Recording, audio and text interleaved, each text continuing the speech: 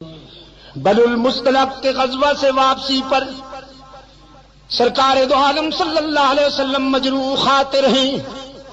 حضرت عائشہ فرماتی ہیں میرے آقا گھر تشریف لائے، چہرے پہ حزن و ملال کا تاثر جھلک رہا ہے۔ میں نے سلام عرض کیا تو آقا نے کوئی جواب نہ دیا۔ میرے دل کی دنیا پہ قیامت ٹوٹ گئی۔ تڑپ کر دوسرے رخ پہ آئیں، پھر سلام عرض کیا۔ رحمت عالم صلی اللہ علیہ وسلم نے چہرہ پھر پھیر لیا، اور حضور کا چہرہ پھرنا کوئی معمولی حادثہ تو نہیں دوستو، دونوں جہاں اس سے پھرے جس سے پھری تیری نظر، دونوں جہاں اس سے پھرے جس سے پھری تیری نظر۔ ابو لہب اتنا حسین ہے کہ ماں نے شولو کا باپ کہہ دیا، نام تو عبد العزا تھا نا، لیکن ماں نے کہا میرا بیٹا کتنا حسین ہے، چہرے پہ شولے ٹپکتے ہیں، یہ تو ابو لہب ہے۔ لیکن محمد نے نگاہیں پھیر لی، ابو لہب جہنم کا ایندھن بن گیا، اور بلال حبشے کا سیاہ فام تھا، رحمت للعالمین کی نظر میں جچ گیا۔ فرش پہ چلتا ہے تو جوتے کی آواز عرش پہ سنائی دیتی ہے۔ دونوں جہاں اس سے پھرے جس سے پھری تیری نظر، اور جسے دیکھا اسے دونوں جہاں دیکھا کیے۔ صدیقہ کائنات رضی اللہ تعالی عنہ افسردہ ہو کر اجازت لے کر اپنے باپ کے گھر آئیں، صدیق اکبر کے گھر آئیں، یہ سوچتے ہوئے کہ ماں کو درد دل سناؤں گی، باپ کے سامنے آنسو بہاؤں گی، لیکن فرماتی ہیں گھر پہنچی تو ماں بھی آنسو میں ڈوبی ہوئی ہے، باپ بھی قرآن کی تلاوت کرتے ہیں اور زار و قطار رو رہے ہیں۔ میری تو سمجھ میں کچھ نہیں آ رہا تھا۔ دیکھا منافقین کا پراپگنڈا کیسے کیسے معصوموں کو مبتلا کر دیتا ہے۔ فرماتی ہیں سمجھ میں کچھ نہیں آ رہا تھا کہ میرے گھر کیا قیامت ٹوٹ گئی۔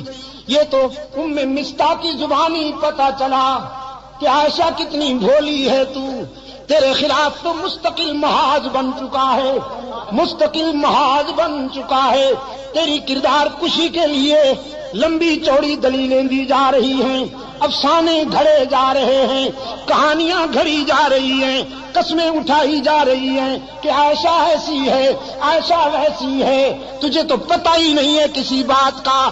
فرماتی ہے میں اس قدر متاثر ہوئی کہ بے ساختہ بخار میں مبتلا ہو گئی، گھر کے اس کونے میں چلی گئی مصلی اٹھا کر جہاں مکمل اندھیرا تھا، تنہائی تھی۔ ماں نے گھبرائی ہوئی بیٹی کو مصلی اٹھا کر جاتے دیکھا، سوچا کہیں جان سے نہ مار ڈالے خود کو، پوچھا بیٹی کہاں جاتی ہو؟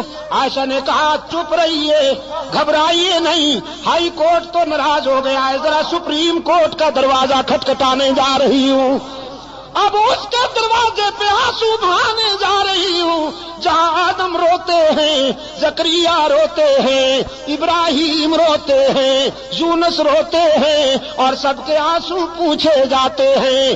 آج اس کے محبوب کی عائشہ بھی آنسو کا نذرانہ لے کر جا رہی ہے، اللہ کی عدالت میں اپیل کرنے جا رہی ہوں، میرے معبود میرے کردار کو کوئی اور جانے یا نہ جانے، لیکن تو میرے کردار کو بھی جانتا ہے، افکار کو بھی جانتا ہے۔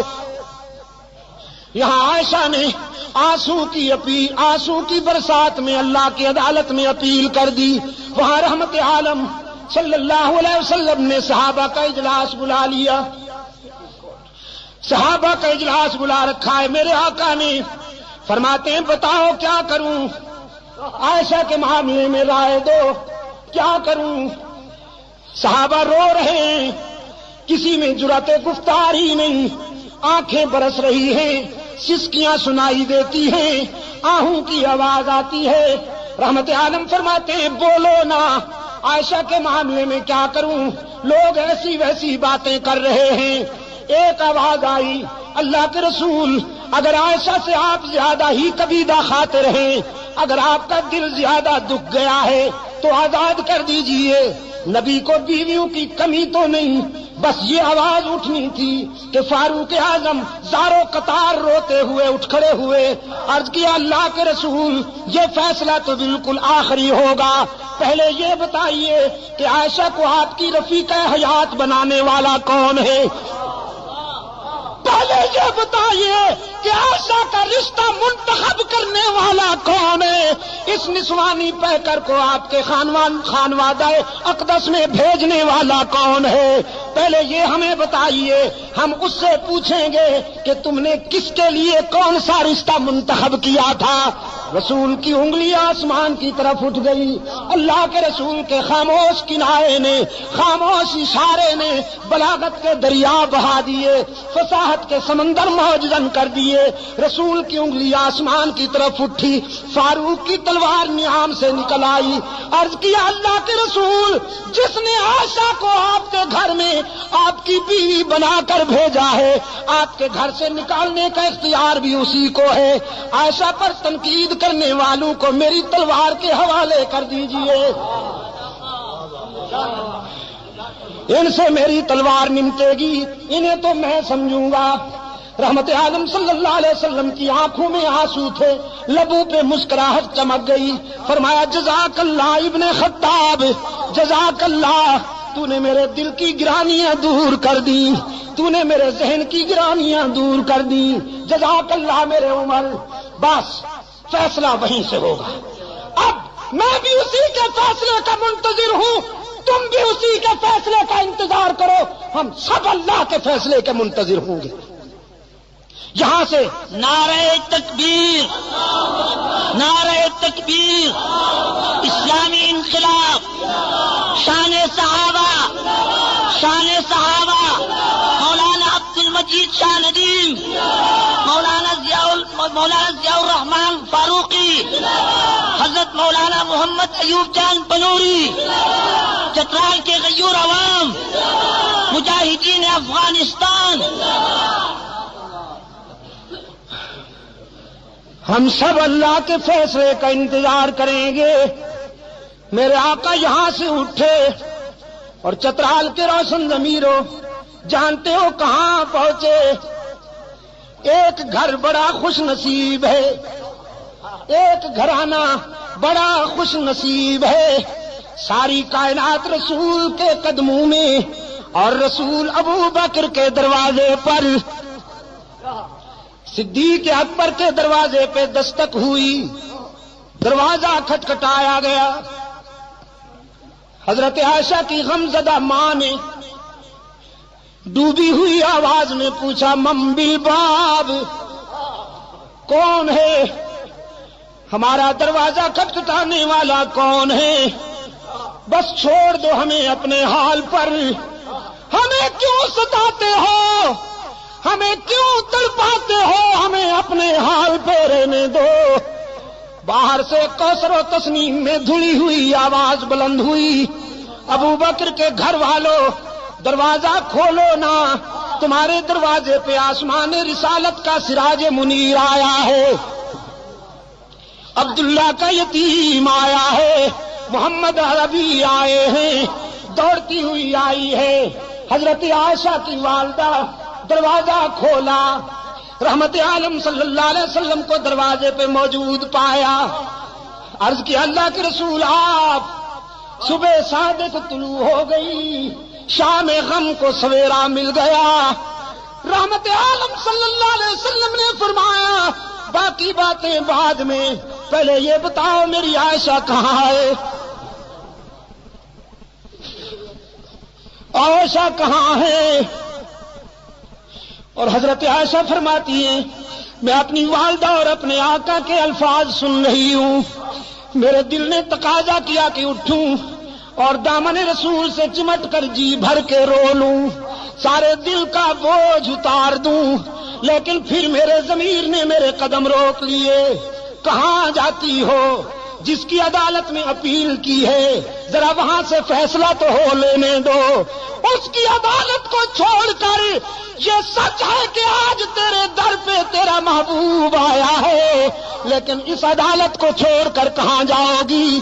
ماں نے عرض کیا اللہ کے رسول میری بیٹی تو اسی دن سے آنسو میں ڈوب چکی ہے، بولتی بھی نہیں، کسی بات کا جواب بھی نہیں دیتی، مصلی پہ سجدے میں روتی رہتی ہے۔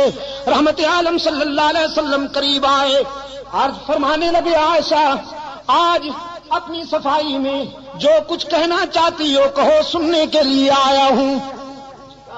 حضرت عائشہ فرماتی ہیں میرے آقا اشکو بسی و حزنی اللہ، آج میرا وہی حال ہے جو ابو یوسف کا تھا۔ فرماتی ہیں میرے غم و حزن کا یہ عالم کہ یعقوب علیہ السلام کا نام ہی بھول گیا، ابو یوسف کہہ کر گزارا کیا۔ آقا میں آج کیا کہوں بھی تو لوگ نہیں مانیں گے، جو کچھ کہنا چاہتی تھی علیم بذات الصدور کو کہہ بیٹھی ہوں، اور اسی کے فیصلے کی انتظار کر رہی ہوں۔ وہ یوسف پر الزام کی صفائی دینے والا ہے، وہ موسیٰ پر الزام کی صفائی دینے والا ہے، وہ عیسیٰ پر حضرت مریم پر لگائے جانے والے الزام کی برات کرنے والا ہے۔ آج ابو بکر کی بیٹی بھی اسی کے دروازے پہ رو رہی ہے، میں نے جو کچھ کہنا تھا اسی کو کہہ بیٹھی ہوں۔ رحمت عالم نے فرمایا عائشہ میں بھی اسی کے فیصلے کا منتظر ہوں، اس لیے کہ تیرے بیٹے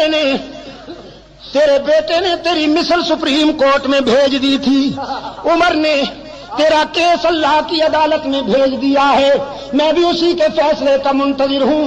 صدیقہ فرماتی ہے میں نے سوچا وہ بڑا بے نیاز ہے، نہ معلوم کب فیصلہ آئے گا، یہ تو معلوم ہی نہیں تھا مجھے کہ ہمیں میدان و ہمیں گو۔ حضور بیٹھے، چہرے پر وہ پسینے کی بوندیں چمکنے لگی جو وحی کے وقت ہوا کرتی تھی، چادر اوڑھ لی اور جسد اطہر پر وہ کپ کپی طاری ہو گئی جو وحی کے وقت ہوا کرتی تھی۔ میں سمجھ گئی کہ کال مل گئی ہے، رابطہ قائم ہو گیا ہے، کانپتی ہوئی اٹھ بیٹھی، دیکھوں فیصلہ کیا ہوتا ہے۔ ماں بھی قریب آ بیٹھی ہے۔ رحمت عالم صلی اللہ علیہ وسلم پر کچھ دیر وحی کی کیفیت طاری رہی، پھر حضور نے چہرہ اطہر سے چادر اٹھائی۔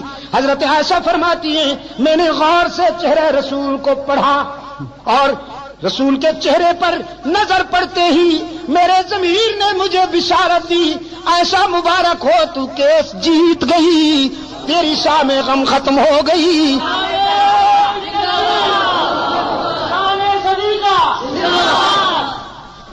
اس لیے کہ رحمت عالم صلی اللہ علیہ وسلم کے چہرے پر غم و حزن کے آثار غائب تھے، راحت و مسرت کا سویرا چمک رہا تھا۔ چادر ہٹاتے ہی رحمت عالم صلی اللہ علیہ وسلم نے فرمایا عائشہ مبارکباد دیتا ہوں، او صدیق کی بیٹی، تیرے مقدر کا کون مقابلہ کرے کہ موسیٰ پر الزام لگے تو ایک عورت وکیل صفائی بنتی ہے، یوسف پر الزام لگے تو ایک لڑکا وکیل صفائی بنتا ہے، مریم پر الزام لگے تو عیسیٰ بچہ وکیل صفائی بنتا ہے، لیکن ابو بکر کی بیٹی یہ تیرا مقدر ہے کہ جب منافقین نے تجھ پر تنقید کی تو خود رب العالمین وکیل صفائی بن گیا، خود رب نے تیرے کیس میں وکالت کی ہے۔ اور قرآن اترا الخبیثات للخبیثین والخبیثون للخبیثات والطیبات للطیبین والطیبون للطیبات اولئک مبرؤون مما یقولون لهم مغفرۃ ورزق کریم۔ اور میں حضرت شیخ الحدیث مدظلکم میں اسی موڑ پر کہا کرتا ہوں اور اللہ سے دعا کرتا ہوں کہ حشر میں بھی وہ مجھے یہ سعادت بخشے کہ میں ام المومنین کے سامنے عرض کروں تیری پاکیزگی پر نطق فطرت نے شہادت دی، تیری پاکیزگی پر نطق فطرت نے شہادت دی، تجھے عظمت عطا کی عافیت بخشی فضیلت دی، خدا لم یزل کا بارہا تجھ پر سلام آیا، مبارک ہیں وہ لب جن پر ادب سے تیرا نام آیا، رسول اللہ نے رکھا ہے صدیق کا لقب تیرا، رسول اللہ نے رکھا ہے صدیق کا لقب تیرا، فقط فرشی نہیں عرشی بھی کرتے ہیں ادب تیرا، فقط فرشی نہیں عرشی بھی کرتے ہیں ادب تیرا، اور شرف تیرے دوپٹے نے یہ جنگ بدر میں پایا، اسے پرچم بنا کر رحمت عالم نے لہرایا،